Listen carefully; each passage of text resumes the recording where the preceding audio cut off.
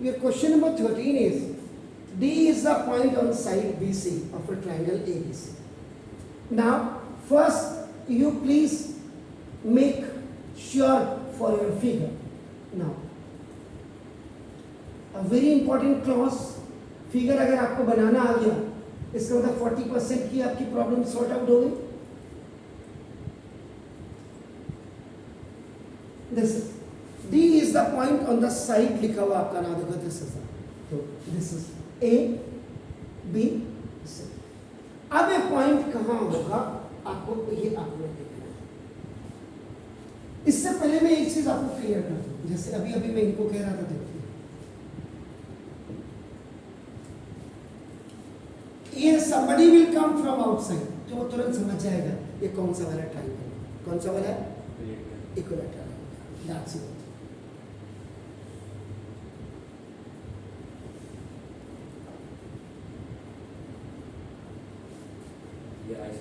Isosceles.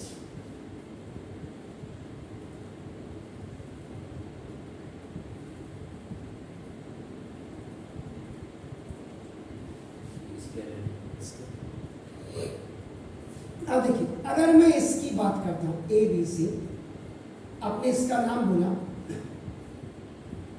Equilateral triangle. क्यों बोल रहा हूं मैं? इसमें दोनों सवाल्स के फेस आपका क्लियर हो जाएंगे. आपका नाम देखो, ये वाले का भी थोड़ा इक्विलैटरल ट्रायंगल में अगर आपने देखो, आपने बोला देखो AD इज अ मीडियन. अगर आपने ये बोला, वैसे इक्विलैटरल ट्रायंगल देखो, इसका मतलब कर ये BD is equal to CD is equal to half of आपका नाम देखो दिस ना ये BC. इसको आप हाफ ऑफ AB भी लिख सकते हैं और इसको आप हाफ ऑफ AC भी लिख सकते हैं आपका, क्योंकि ना AB is equal to BC is equal to AC.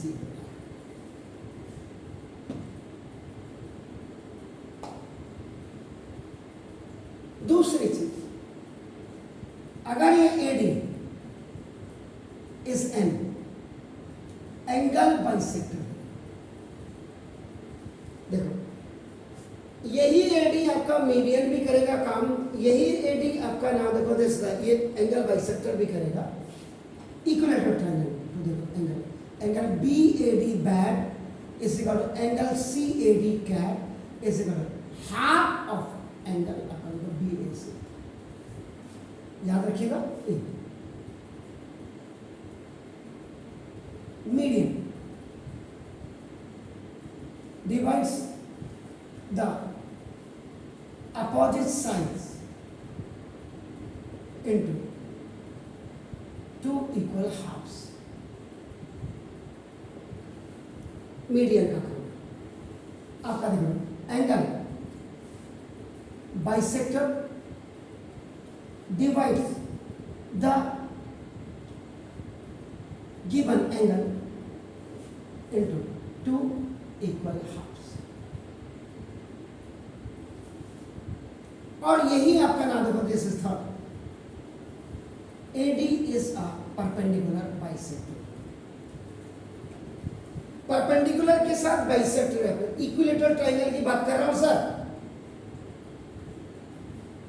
एक ही लाइन मीडियन का काम करती, एक ही लाइन एंगल बाइसेक्टर का काम करती, एक ही लाइन परपेंडिकुलर बाइसेक्टर. तो यहां से दो रीजन आते हैं समझ के. एक तो angle ADB is equal to angle ADC is equal to each 90 degree, एक ही आता है. और दूसरा जो समझ के आता है BD is equal to CD is equal to half of BC. Perpendicular के साथ बाइसेक्टर. तो AD एल्टीट्यूड भी है. एल्टीट्यूड जब आप खाली लिखेंगे तो उस समय खाली 90 होगी. परपेंडिकुलर का मतलब एल्टीट्यूड ही होता है. यही सेम फीचर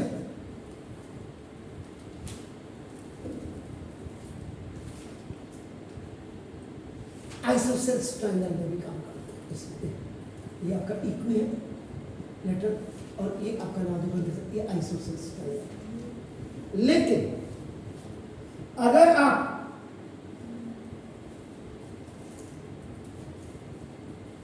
स्केलेन ट्रायंगल की अगर आप बात करते हैं तो देखो इसमें सब अलग अलग होगा। जब एडी मीडियन होगा,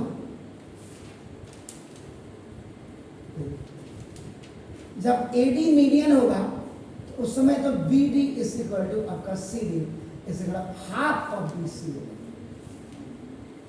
यहां सब अलग अलग होगा, इसमें एक ही, इसमें सब कुछ एक ही चीज कर देगी काम, लेकिन इसमें सब अलग होगा। यहां अगर आप देखेंगे इसमें देखो, इसमें ए एंगल बाइसेक्टर है, इतना पोर्शन और इतना पोर्शन देखिए आपका नाम का, इसका angle B A E is equal to angle C A E is equal to half of angle B ए।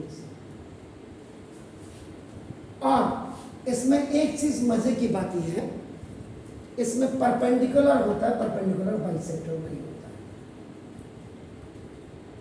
है। ये एफ है, था ए एफ इज परपेंडिकुलर, इसमें बाइसेक्टर होता ही नहीं।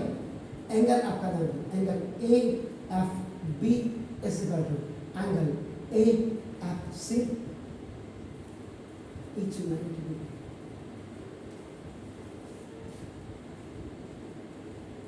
ये किसी बच्चे को बड़े रेयर केसेस में पता होगा कि आइसोसेल्स में हम इक्विलेटरल में एक ही एडी तीनों काम कर लेता है या चारों काम कर लेता है, लेकिन इसमें all three are different, all three.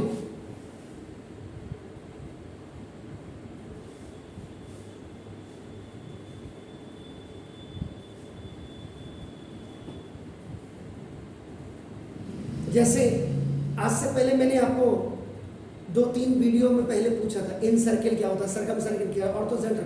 ये तभी मैंने कहा पढ़ाई के हिसाब से होनी चाहिए, नहीं तो उसका कोई औचित्य ही नहीं है। खाली स्कूल जा रहे बैग लेकर के नहीं जाना चाहिए। मैं CBSE प्रिंसिपल डायरी में ये चीज़ें जरूर लिख रहा हूँ रोज।